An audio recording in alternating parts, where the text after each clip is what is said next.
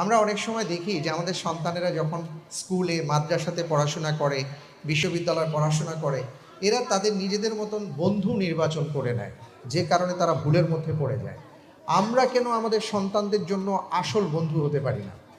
আমার সন্তান একটা ভুল করতেই পারে, একটা সিদ্ধান্ত নিতেই পারে, কিন্তু সে কেন আমাকে প্রথমে জানাতে পারে না?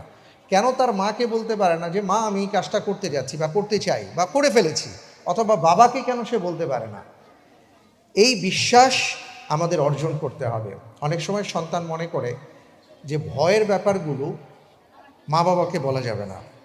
কোনো অপরাধ করে ফেলেছি, এটা মা বাবাকে বলা যাবে না। কোনো সিদ্ধান্ত নিতে যাচ্ছি, এটা মা বাবাকে বলা যাবে না, এটা বন্ধুদেরকে বলবো। তো স্বাভাবিকভাবেই সে তার বন্ধু, তার যে বয়স, সেই বয়সের বন্ধুকে যখন সে জানায়, ওই বন্ধু তাকে কোনো না কোনো সমাধান দেয়। আর আমরা যদি আমাদের সন্তানদের আসল বন্ধু হতে পারি, তাহলে এই ভুলগুলো হবে না।